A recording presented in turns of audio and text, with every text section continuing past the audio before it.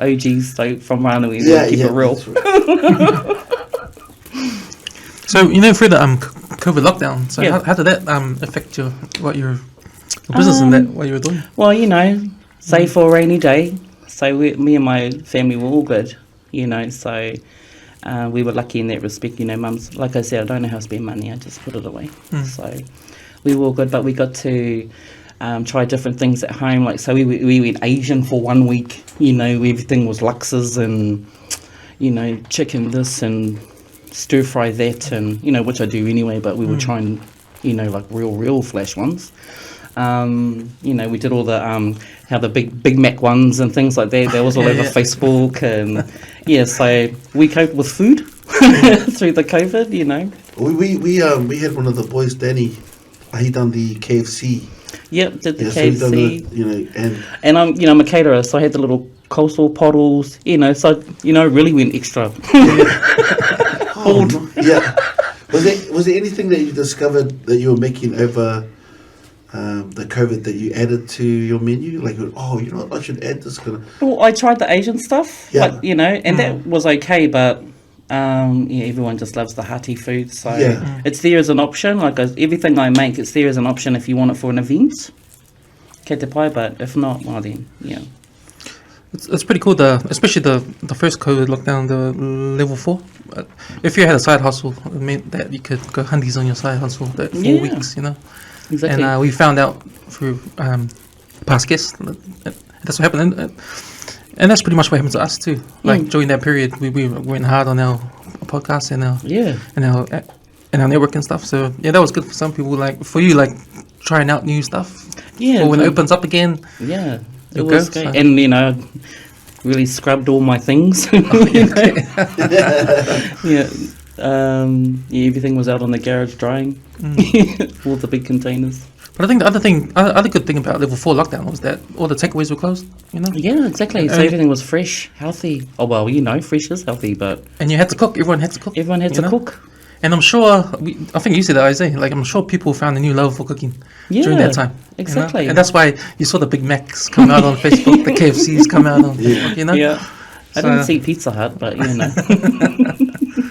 Did you, were there people first week out of lockdown?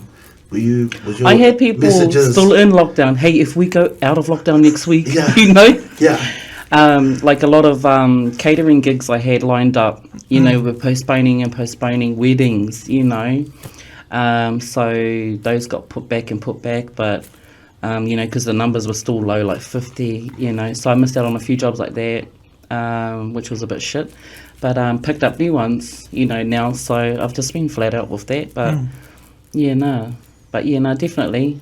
Are you on sis next week? I'm like, yeah, bro, if Auntie Cinda says we're on, we're on, So, but me and my daughter, like, because to be honest, I was bored. Like, anyone that knows me, I can't sit still, so I volunteered through a outlet on Facebook that someone added me to, and it was anyone in your area, like say the elderly or those that were couldn't get out or that were immunocompromised or whatever they were doing, if you could go and do their shopping, so me and my daughter did that. Well, she'd come for a ride, I'd go in where the zombies were, so to speak. Bird box typing. So, we did that. Who are you doing it for? Pardon? Who are you doing it for? It's a group on Facebook. Should I have a look? Well, I remember... it's a group on Facebook. Yeah. They became certified and everything. Like, so if I got stopped, if I was out, I could provide paperwork. That's how it was really great, and so many, you didn't and it was another good side too, like you didn't realise how many people were in need or restricted, and there was a lot of their facilities that they would use were shut down, obviously because of it, so they had no help. And this guy, his name was Paul, he started this group and it was amazing, and I was like, man, I've got to get in there, He told me to slow down, like, you don't have to go and help everyone, But that's how a lot of us were like, we've got nothing to do, we can, you know, but we've got to think about ourselves and our families, you know. Yeah. I did not like wearing a mask and gloves and everything. I felt so claustrophobic, but yeah, no, it was good to do that for the people, especially the elderly people. Yeah, exactly. Because I was thinking that, like, when we're at level 4, I mean, there's long queues you have to wait in. Yeah. I was thinking, man, you know, some people don't want to wait. Like, some people can't wait in those long queues. That's right. Some people can't do their shopping on their own. And now it's good that Paul guy, he started that. Paul, yeah. I feel really bad now because Why? Because I drank through most of COVID, that level 4s. So, and there you are, you know, trying to. Hey, I stood on that liquor store line too. Yeah. Well, we discovered QMU Superbank. Yeah, well, we love Gilmore's.